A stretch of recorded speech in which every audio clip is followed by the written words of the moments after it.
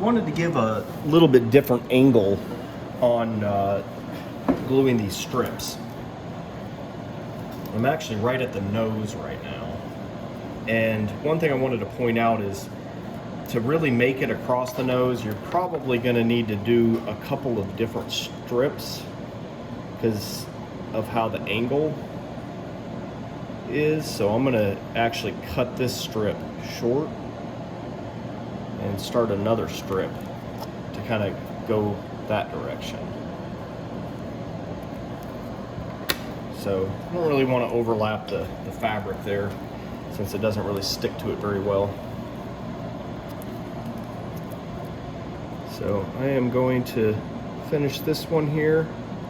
I'm going to put a lot of glue because I'm overlapping those factory seams right there, and anytime you do that, it has the likelihood of not bonding around onto that bump and creating a little channel that air can leak out on. So I'm going to put a ton of glue.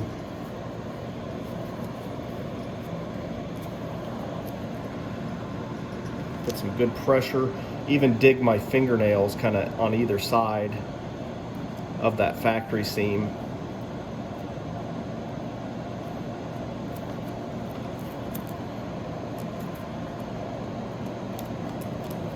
Try and get, looks like my gloves are falling apart. I'm going to change my gloves.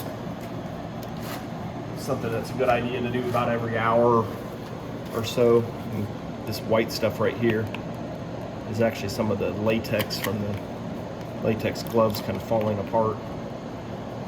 But I'm going to dig my fingernails in there, make sure it bonds real well with these little factory seams. Actually, let my hands dry for just a second. So I'm going to continue on with another piece that I'm going to overlap and kind of go this way. That's kind of a good thing to do right there at the tip of the nose. So to get this one started, I'm going to first just put a little bit of glue in this seam crevice, and then I'm going to put glue on the first inch of this piece to get it anchored, just so I can kind of glue it down.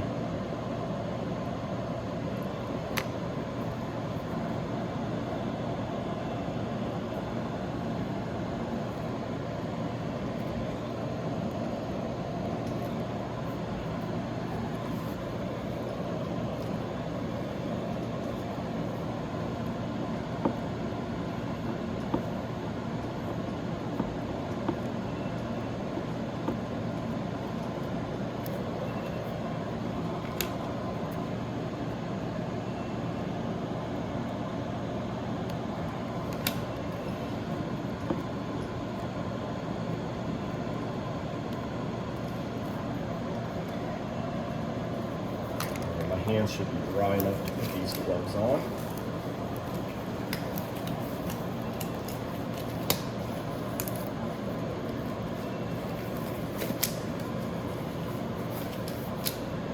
Try to get my fingers into each one of the gloves fingers so that they're not providing excess material that can stick.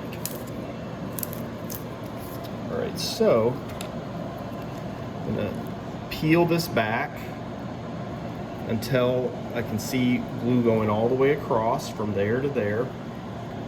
That ensures that I don't have a gap. And I'm going to go ahead and put glue on this for as far as I feel comfortable. This way you can kind of see how much glue I'm using.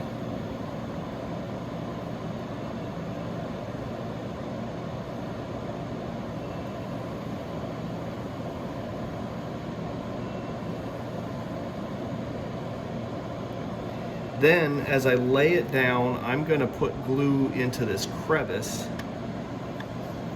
for as far as I've got glue on the strip. That way I don't have a mismatch. So I kind of lay it down and see. Then I'm going to let it kind of butt up against the zipper fabric, since there's a little bit wider strip than I need, so more of it's going to go on this side.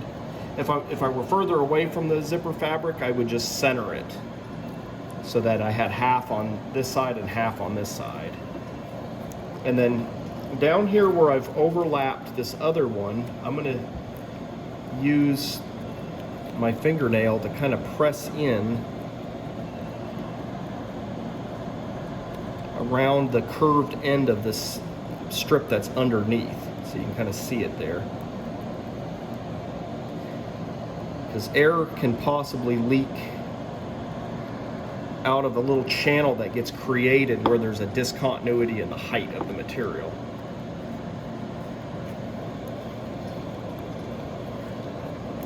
So this is one of the most important parts of the whale suit, is the zipper. Do not skimp on the amount of time and glue and pressure that you put onto these seams when you're doing both the folded under part as well as the strips.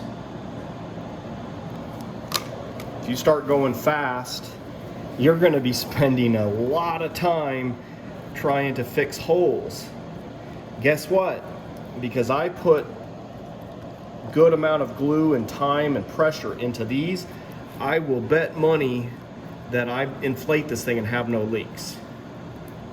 So yes, I do spend more time and I'm not in a hurry, but when I get done, I'm actually done. Whereas other people that rush through this part because they think they can do it fast, they got another thing coming, because then they're going to be spending a ton of time patching and leak checking. And so you'll learn if you can just slow down and spend the time needed to do these seams and glue them all the way to the edge to edge, then you're going to spend a heck of a lot less time searching for holes, because you won't have any. So keep trying to tell people this, and I have certain crafters that have been crafting for years and they still don't do this, and they end up spending a lot more time doing leak checking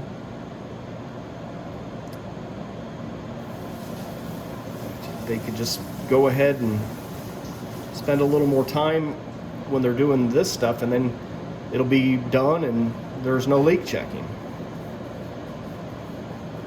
But you just have to slow down and make sure there's an adequate amount of glue, and you go all the way to the edges.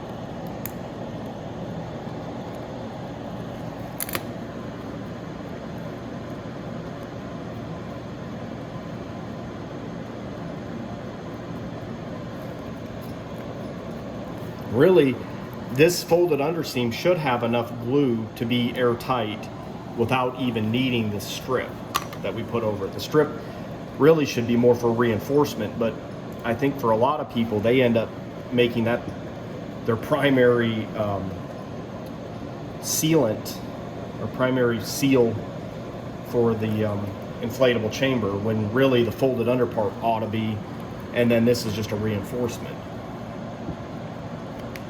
Make sure you use enough glue, and also as you're going, you do want to kind of pull things apart just to make sure that nothing's stuck, because if it is, you might be able to get it apart now. The longer you wait, the more likely you're probably gonna have to use a blow dryer to heat it up to get it apart.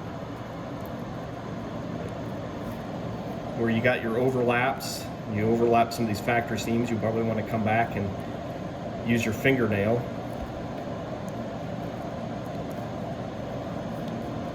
to make sure that you fill in those little voids.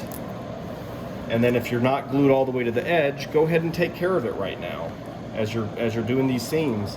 If you're not all the way to the edge, go ahead and just add a little bit of glue, because that's going to ensure that that you're sealed, and it's going to make sure that the stuff doesn't peel up over time.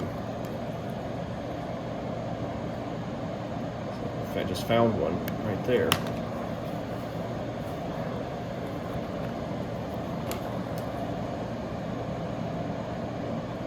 You know, take some pride in your work, and